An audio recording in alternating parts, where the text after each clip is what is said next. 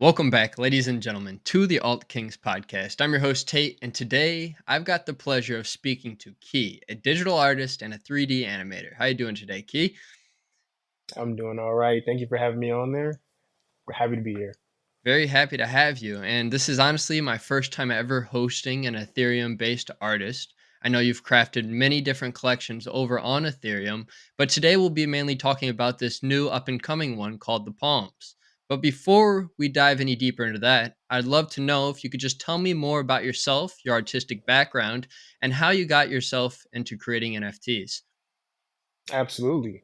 So when it comes to my artistic background, I would say that I everybody starts their process with art when they're young, around, I don't know, 12, 11. Everybody has a sketch pad, those kinds of things. I would always sketch back then, the little characters I'd see on shows, movies, whatever it may be. But then I started to take things a lot more seriously around, say, 2019 to 2020. Digital art was having a big moment. There was so much software coming out to make art so much easier to make. And I just took it upon myself to learn a few of them. And actually, what had happened was I was a music producer prior to starting art. Seriously, what I wanted to do originally was create my own project, compilation project, and have the art made done for it as well. Nice. I couldn't afford any of the artists. Everybody was amazing, and I didn't want a low quality myself on my project, so I went for the best I could find, and of course, I couldn't really afford it. That pushed me to go ahead and get started on creating my own works. I did that and showed friends and family. They all absolutely loved it. And next thing I have people coming at me for commissions. I'm like, whoa, I've never done an art commission before. This is a new world. But it turned out great and it made me dive deeper into why I love art, why I love creating it. And that's how we got to where we are now, pretty much. That's amazing. Yeah, you blew me away whenever I came across your account and just saw all the different pieces that you've created in the past. And I can see why your family and friends were so blown away by what you're creating back then and obviously now until this day as well. It's definitely a interesting topic for most, but I'd say that art can really be anything that you imagine it to be. Would you say the same? Absolutely. Your mind can run wild with whatever you want to create. I think it's our best form of communication, Yeah. I guess you can say. I definitely agree with that. Yeah, it's definitely probably the easiest form of communication as well. Breaking the barrier between it'd be language. It really breaks that language barrier. All right, nice. I'm excited to dive more into this Palms collection, and I'd love to know really what inspired you to create this particular collection and what's the main theme behind it. So I'll start from way beginning. The type of style that I've been creating for the past few years, it's really been a style based on powerful emotions. It's based on creating an impact. A lot of the point of my art is for you to stop scrolling when you're scrolling, pretty much. Nice. So once that happens, I did my job. So what I wanted to do with this collection here is do that, but on a concentrated level when it comes to the palms, and I'm using palms as a reference, but it's of course it's just your hands. Our hands can do so much. They can tell a story, they can give feelings, they can communicate, they can do anything we need them to do without us having to say any words. So I thought that was the perfect concept for a collection when my art is driven by emotion, driven by communication and things like that. So essentially the collection is just multiple ways of producing that, producing emotions, producing feelings, and anything else of the sort. Now, my art style is also based on a lot of space, a lot of planetary, solar system kind of thing. So there's a lot of that in there as well. Yeah.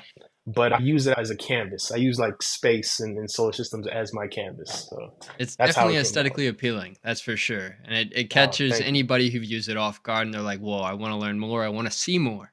And so you're definitely grasping more or less all the different aspects that somebody wants to see whenever they're looking to either buy the art or just visually inspect it at the end of the day. Because just visually inspecting it, you're able to see all these different angles from it and whatnot, and some of your motion graphics as well, the way that they move and more or less recreate new forms of art at the same time.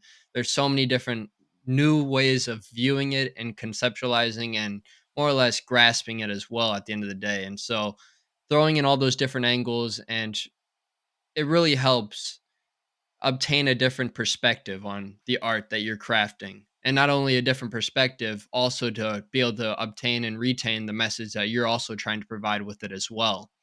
I'd love to know Thank now, you. can you walk us through your creative process for this collection and from the ideation Absolutely. to simply execution? Absolutely. So I'll start with things like my actual creative process. As you stated earlier, I am a 3D artist, 3D illustrator, 3D animator.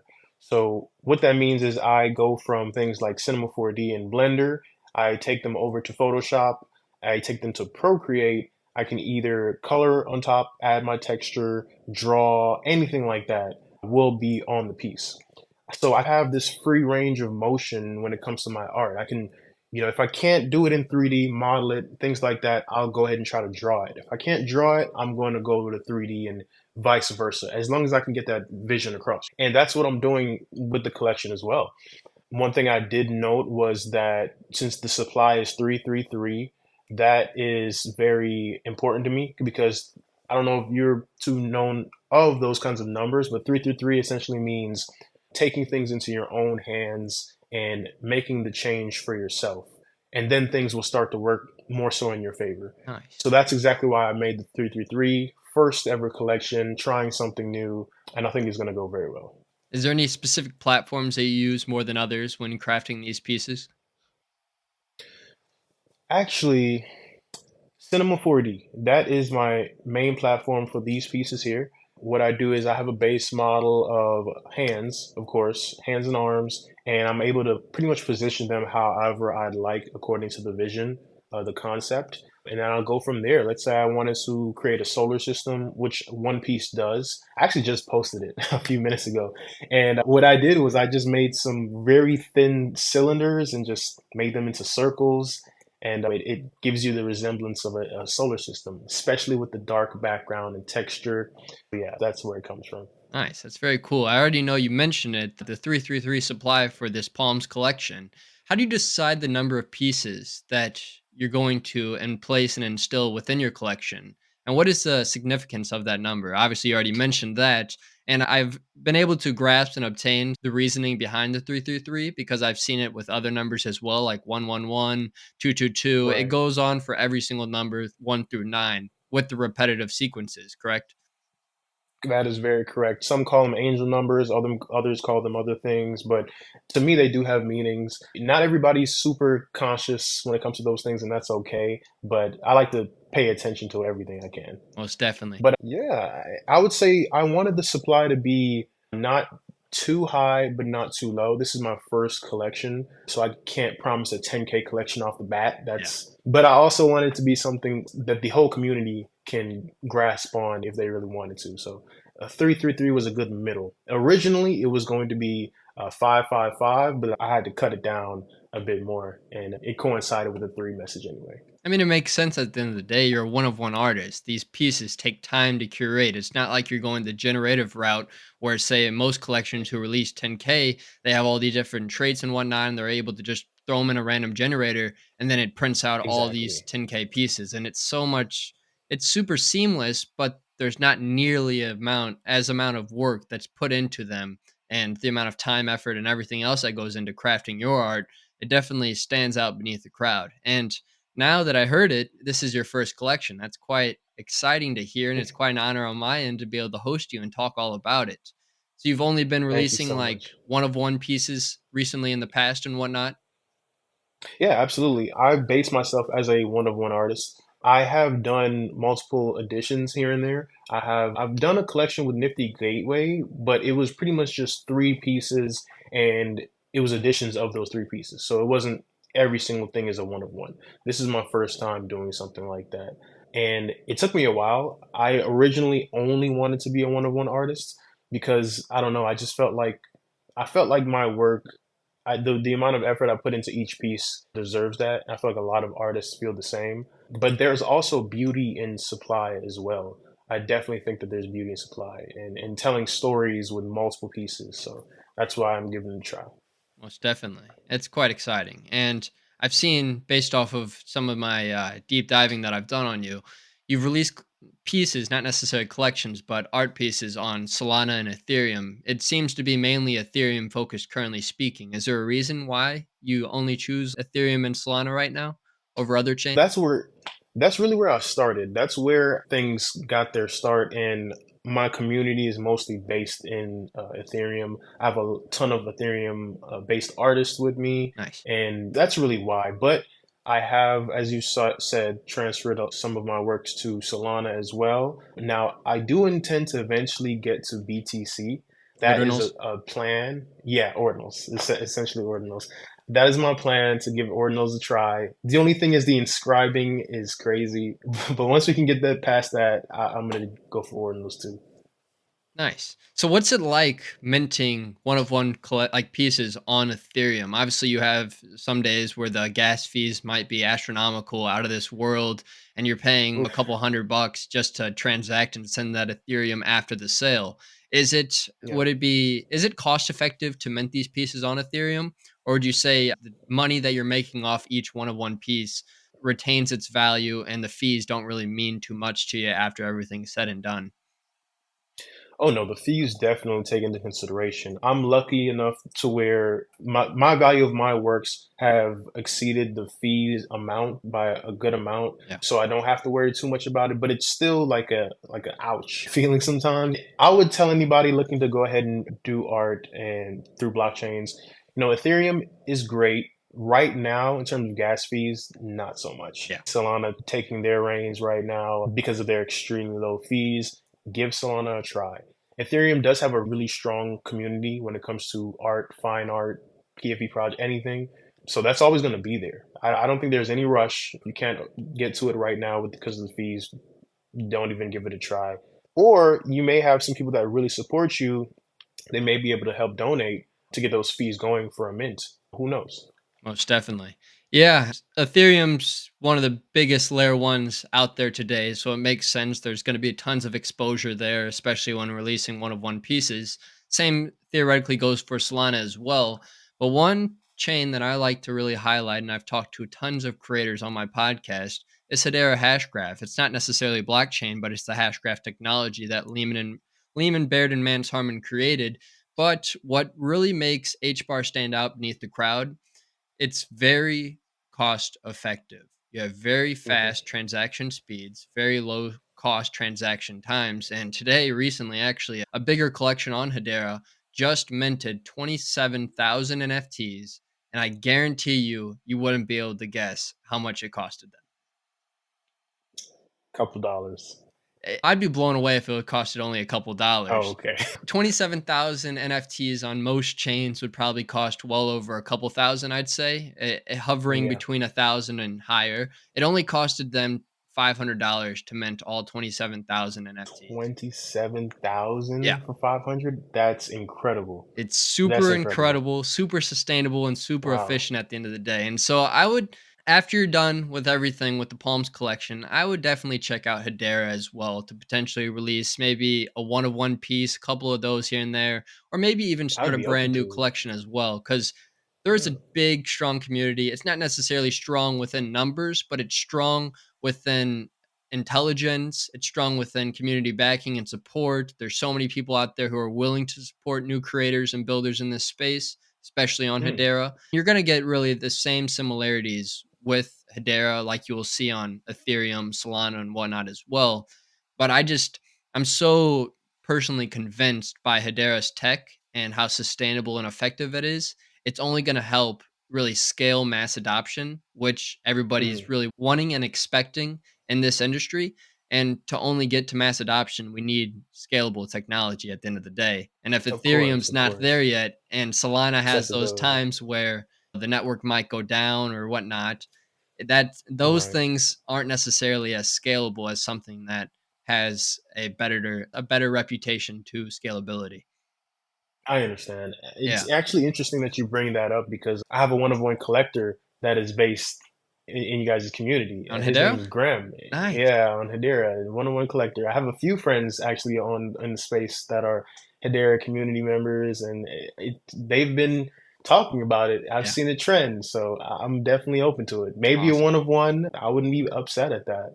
I guarantee if you dropped one of one piece on Hedera, you might not necessarily get the same initial sale price, but those royalties will add up, and anything that goes into it further prolonging your existence on Hedera, you'll definitely gain a lot of attention and support from that community. Incredible. Incredible. Yeah, most definitely. I I'll just check wanted that to throw out. that at you because I know you're ETH and Solana based initially right now, but it's nice to always branch out and continue to network and build new relationships and whatnot. I think networking really represents your net worth at the end of the day. The more people, the more intelligent of people, it's only going to open you up tons of more doors and opportunities that are more or less never ending. Absolutely. I completely agree. I don't think the only thing we have is community. That's the best way to grow, the only way to grow, the most genuine way to grow. So I'm open to wherever there's a good, strong community that supports their artists, I'm open to it. Nice. So you've amassed well over 90,000 followers on X. Quite unreal. It blew me away when I saw it, and when I got that follow back from you, I was very thankful from the bottom of my heart. But Of how were you able course, to brother. obtain this? Do you think it's solely based off of your art, or do you think there was a marketing concept or a marketing pitch that you proceeded with and that was really able to help retain that community that you've established? You know, it's interesting you asked that. There was never really a marketing pitch or a marketing idea. At first, it was just my art. When I began releasing art consistently, I saw a very quick uptick in likes and follows, things like that. My art started to go viral a Nice. bit. And when I saw that, I said, okay, I'm gonna put the gas and go. So I started releasing a new one of one every single week for about 2 months straight. And that propel things up a bit. Definitely did. After that, I just was myself on the timeline. You know, I think I'm a very calm, helpful person, and I just want people to see people shine, and I just showed that on the timeline, and people shine, and I just showed that on the timeline, and people liked it. Really, that's really it. Once they see that you're a genuine person and you do, there's no reason for people not to support you, and I think that's just what happened with me. And then when it comes to my art, one thing that did help me is that a lot of people would DM me pretty much saying how the art would relate to them. They would tell me, hey, my grandmother just passed, or I just got out of this 5 year relationship and your art's helping me cope. And then they would tell their friends and their family and put it on their phones as their wallpapers, and things like that would start to trickle down and make a big impact. So that definitely took me from what, like 100 to where we are now. When the art's so good, it sells itself at the end of the day. Thank you, brother. Of course, most definitely. It's quite an exciting journey that you've been on, and I can tell, like you mentioned, when people are able to see genuine people beneath the crowd, they support them regardless of whatever it may be that they're doing. They just want to support people who are going to stick around, build out what they intend on building out, and just continue to thrive with whatever passion that they truly believe in. I'd love to know, out of this Palms collection, is it just art? I know you probably received a lot of questions like this in the past, but is there any quote unquote utility that you'll be providing? There is going to be utility. This is my first collection Yeah, that's going to guarantee you utility. It's my first one ever. If you're holding a piece, you're going to get something towards something else, towards another collection. And I even do physical products as well. I'd have my own merchandise, yeah, and you're going to be able to get exclusive early releases to things like that.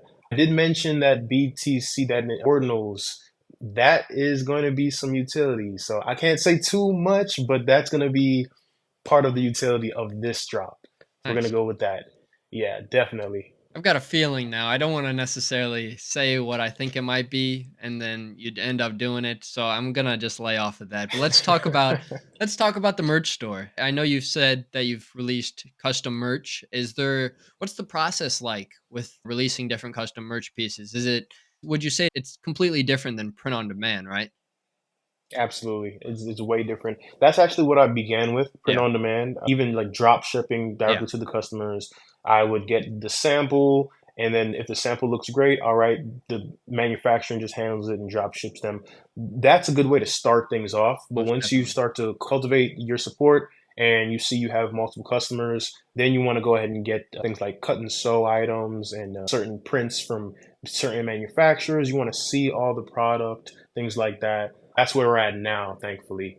I've been doing it for about 3 years now. I Nice. have a good friend. I have a good friend that helps me out. He's had a clothing brand for about almost a decade now, and he's been helping me out here and there. He helped me find a good manufacturer, things like that. But the majority of the work is going to be placed on me to do service, customer support, my own type of marketing, everything like that. The designs are, of course, all of my art. So there's a lot of work that goes into it. I actually have a hoodie on right now. Nice. I'll show it to the camera for just a second, but Hey, that that is is the, insane. Wow. thank you, bro. That is the hoodie that I have, and it's in the store right now. But yeah, it takes a lot of work, a lot of patience. Now, to do it on a large scale, it takes some risk. It takes Yeah. a bit of risk. You have to, these samples and these manufacturer orders are not cheap. You have to make sure your manufacturer is very reliable, Yeah. will not even get anything close to scamming you, because it's a lot of money and a lot of time involved into these things. But once everything is lined up, then you're good to go. Start building up your audience and get an email list together, a text list together. And you can have your whole website running like a streetwear site or something like that. Most definitely. Yeah, that's very cool. And I'm assuming it definitely takes a pretty hefty upfront investment just to be able to buy, say, whatever amount you're looking to buy in bulk after you have the finalized designs. Or are you able to, say, not necessarily have to buy in bulk and do the same process of print on demand through your suppliers? Or what's that process look like? Do you have to buy bulk or? So with most manufacturers, you do have to buy bulk. Normally, the minimum amount that they want is 50 pieces. If you can buy 50 pieces of something, whether it's a shirt or a hoodie, you can go ahead and get that order going. Some manufacturers have higher piece requirements, Yeah, 100 to 150. They just want to make sure that you're really investing into this and it's not just a one-time quick and go thing. So that's something I had to realize when I first started. Now, one way that you can navigate it is doing pre-orders. yeah, Pre-orders is a great way. You make sure you have around the capital or something close to the capital for the bulk order before it even drops. That is a good way to get things going so that there's not so much risk on your end. But the only thing with that, you have to be very transparent to your customers and let them know, hey, this may not come for about 3 to 4 weeks because it's a pre-order. I'm just getting everything together first, so then we can get everything out to you. And I try to be as transparent as possible, and you have to have some trust with your customers. most definitely. And yeah, they have to trust you as well at the end of the day to make sure that you're processing and fulfilling everything to the standard that you hold Absolutely. for yourself as well. And it's nice, one thing you probably already know, but I'd like to also mention the more you buy, the cheaper the prices will be, also. So that can help with the margins Absolutely. and everything at the end of the day, also. Nice. I'm assuming now with the Palms collection that you'll probably end up making some custom one of one clothing designs for each piece. Am I right? Each piece would be a tall task, Yeah, that's true. but That is true. that would be a tall task, but I would be more than happy to do some type of merch drop for the Palms collection, and then palm holders can have special guarantees to something. That's an amazing idea Yeah. and something I've definitely considered. I Nice. have a few pieces that would look amazing on a hoodie or amazing on a shirt or even a hat. So that is actually a great idea. I'm gonna look into that some more. Most definitely. I'm glad I can give a little bit of inspiration within this show. Nice. So, a little bit more in depth with the Palms collection. What's the mint price going to be for this? And when do you have an ETA when you plan on releasing it as well? Yes. So the mint price is going to be 0.02 ETH. That is going to be the public. I also have a few whitelists going around, and I do some whitelist raffles. That's going to be a bit lower than the zero point zero 0.02. But yes, it's going to be supply 333 and then zero point zero 0.02 ETH. I think that's right now about 65, $60, Not something like bad. that for each piece. Yeah, first collection, I don't want to break anybody's bank Yeah. if I can. So that's what we're starting with. There's going to be about right now 13 confirmed collaborations with other artists, maybe more. I would love to have some more, and that's what we're going to do. Now, I do want to mention one specific detail about the collection. So there are about 35 to 36 individual pieces that are very rare, and then it trickles down from there. Each common piece after that is going to be derived off of those 36 pieces. So it Nice. may have a different color, it may have a different trade, or it may be flipped, things like that. So it has different traits and things for the collection. So that's how we're doing it. So there's levels to everything. There's your rare pieces, like your collaborations and those individuals, and then there's common traits that may just have one color to them or one kind of look to them, things like that. And that probably helps your workload as well when crafting this whole entire collection. So you can really base everything off of your main 36 NFTs and then add inspiration to each individual piece and make things unique for their own meanings and purposes as well. I'm assuming that definitely Exactly. helps with the process. Exactly. I can give you an example. I'd Please. say one of the individual pieces, they have a few traits called fire and ice. There's one that's just full fiery red, one that's just icy cold. Things like that are going to be some of the traits of the more common pieces that majority of people will get. I'd say it's about a 15 to 18% chance you get a rare piece. Nice. That's very exciting. And Keith, this whole entire episode's been super informative and just a true pleasure to speak with you. I really only have one last question for you today, and that's simply what's been the largest sale that you've ever sold one NFT for? Okay. Now, would this be strictly a one of one or would it be additions? Whatever you want to name it. Okay. I'd say I had an edition that went for, I think at the time it was 0.15 or something like that. And I think I sold about 50 of them and it ended up being a 10K drop. And I was just, yeah, I was blown away. That's the most it's ever gone for. I haven't topped that. That was like the peak of the bull run. So everybody's trying to get back to that era, that vibe. But yeah, that was definitely life changing. I was able to quit my job. I was able to help out some of my family, get out of a bad environment to get into a much nicer place. So that changed a lot of things for me. And I hope a lot of artists experience the same thing. Most definitely. And that really makes me feel very happy at the end of the day to know that you're able to change your life with creating art through NFTs. And a lot of artists out there who aren't necessarily too well versed in this NFT industry, most of them probably wouldn't even be able to do the exact same thing you were able to do if they weren't selling NFTs because of not necessarily being able to grasp the same amount of exposure you can within this Web3 industry, as well as it's a lot harder to cultivate an entire community around you when you're only really like Web2 or in real life focused. It's very Exactly. possible still, but it definitely takes a lot more of hard work and consistency to really curate a strong community around you outside of more or less this crypto industry. Would you say the same? Absolutely. You can use me for example. I've been here in the community for about 3 years and I'm still grinding. I'm still pushing and supporting and gathering up a community.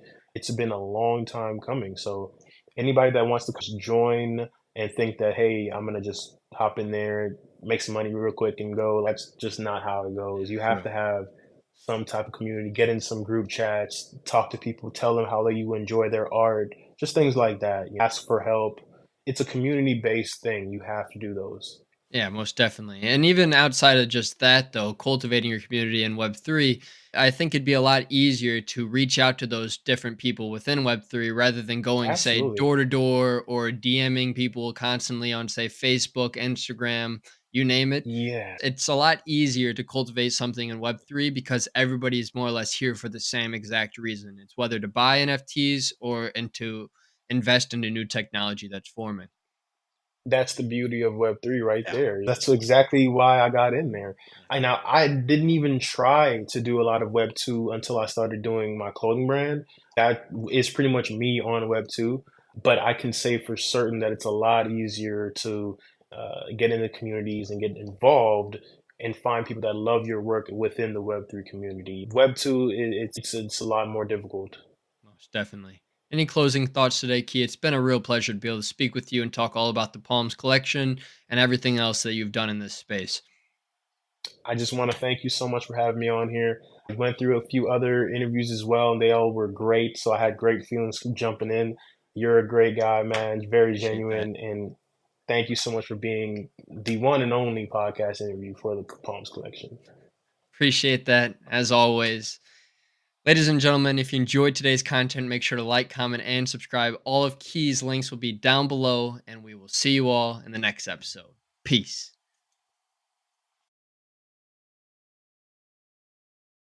Ready to transform your learning experience? Step into the future with the Learn to Earn platform on Hedera.